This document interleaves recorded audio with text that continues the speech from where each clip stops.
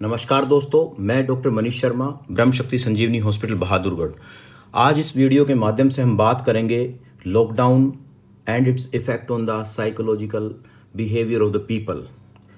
देखो दोस्तों, जो कि लॉकडाउन के डिसीजन है भारत सरकार ने लिया है, वो बहुत सोच समझ के बड़े बड़े एक्सपर्ट्स का ओपिनियन लेकर के लिया गया है।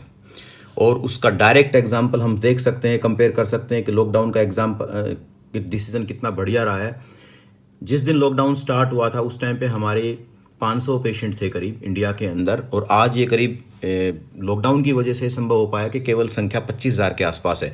यदि हम कंपेयर करें यूएस के कंपैरिजन में, ब्रिटेन के कंपैरिजन में, इटली के कंपैरिजन में और स्पेन के कंपैरिजन में, तो आज भी वहाँ पे जो संख्या है ये बाहर के कंट्रीज़ में इंडिया से बहुत बहुत ज़्यादा है, और डेथ रेट भी वहाँ बहुत ज़्यादा है। इंडिया में जो कम है उसका केवल एक ही कारण है कि हमने लॉकडाउन टाइमली इम्प्लीमेंट कर दिया गया, बट फिर भी ये वायरस इतना डेडली है और इतना इन्फेक्टिव है, लॉकडाउन के बावजूद भी ये फैल रहा है। हो सकता है कि लॉकडाउन लंबा भी चल सकता है, क्योंकि इसके बारे में एक्सपर्ट्स के ओपिनियन ऐसे हैं कि आगे आने वाले समय में कितने दिन तक ये लॉकडाउन रहेगा कोई नहीं कह सकता। परंतु लॉकडाउन जहाँ एक हमें फ़ायदा देता है, इन्फेक्शन से बचा रहा है, वहीं कहीं ना कहीं लोगों को, जिन लोगों के पास रोज़गार के साधन नहीं है और अपनी आर्थिक स्थिति को लेकर जो लोग चिंतित हैं, कहीं ना कहीं उनके दिमाग में नेगेटिविटी डालता है और लोगों के मन में बार बार सुसाइडल थॉट आते हैं। जैसा कि अभी जो लोग हॉस्पिटल्स में काम कर रहे हैं उनको पता है कि पिछले कुछ दिनों में सुसाइडल केस के इंक्रीज हुए हैं। रिसेंटली भी एक एग्जांपल बहादुरगढ़ में देखा कि एक दुकानदार ने भाई फांसी लगा करके अपने आप को मार लिया। ऐसे ही पॉइजनिंग के कुछ केस सामने आए हैं। तो मैं ये कहना चाहता हूँ कि विपरीत परिस्थिति कोई कितने भी हो, अपने हौसले को, अपनी हिम्मत को हम ना छोड़ें। उसके लिए मैं आपको एक छोटी सी स्टोरी सुनाना चाहता हूँ।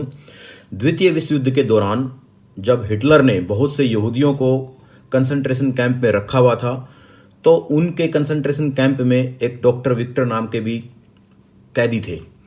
और वहाँ पे क्या होता था कि जो मजदूर कमज़ोर होते थे या किसी प्रकार की बीमारी होती थी, हिटलर उनको कंसंट्रेशन कैंप में डाल देते थे और उनको गैस चैम्बर में डाल करके मार दिया जाता था।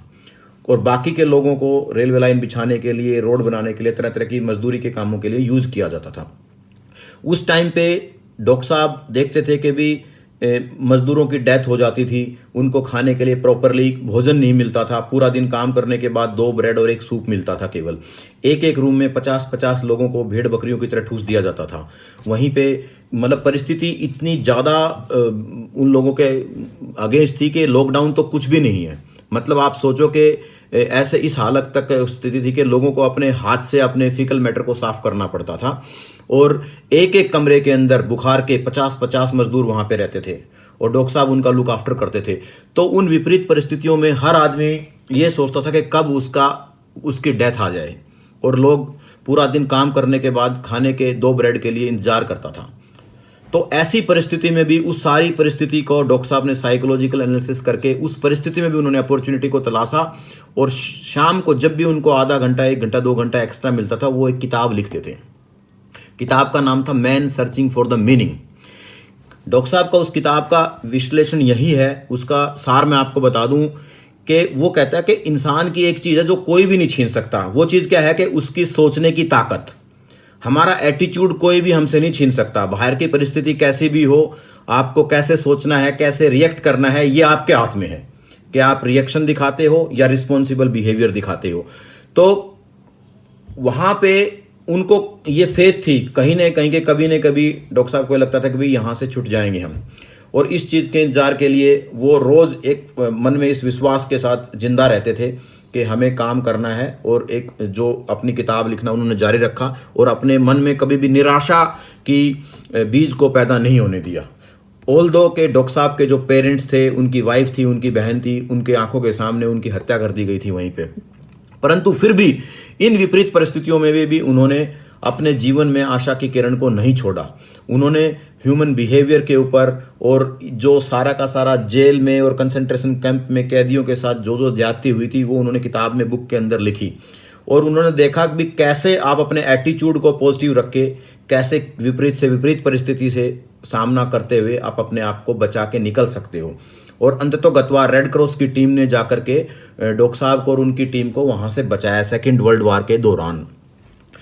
इस बात से यही शिक्षा मिलती है कि हमें अपना पॉजिटिव एटीट्यूड रखना बहुत ज़रूरी है, क्योंकि यदि सकारात्मक सोच नहीं होगी और सारा टाइम यदि हम कोरोना के बारे में नेगेटिव नेगेटिव नेगेटिव सोचते रहेंगे तो निश्चित तौर पे इसकी वजह से हमारा इम्यून सिस्टम डाउन हो जाता है नेगेटिव थॉट की वजह से। और इम्यून सिस्टम यदि डाउट होगा तो कोई भी बीमारी, खाली कोरोना ही नहीं, हमारे को अपना ग्रास बना लेती है।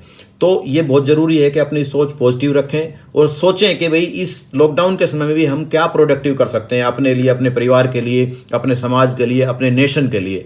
और डिसिप्लिन में रहें, रेगुलरली अपने थॉट को पॉजिटिव रखें। पॉजिटिव थॉट के लिए बहुत ज़रूरी है कि हम रेगुलरली मेडिटेशन करें, योगा करें, एक्सरसाइज करें। जब भी बाहर जाएं तो सोशल डिस्टेंसेस का पालन करें, कम से कम 2 मीटर की दूरी बनाए रखें। हैंड वॉश करें जब भी हम बाहर से आई हुई किसी चीज़ को छूते हैं, कम से कम 20 से 30 सेकंड तक अपना हैंड वॉश करना चाहिए। और जितना ज़्यादा हो सके घर पे रहें, बाहर ना जाएं और पॉजिटिव रहें। ये जो सिचुएशन है कुछ समय के लिए है, धीरे धीरे धीरे धीरे सब कुछ नॉर्मल हो जाएगा। आप घबराएं नहीं, अपनी सोच सकारात्मक रखें। धन्यवाद। Stay home, stay safe. Thank you.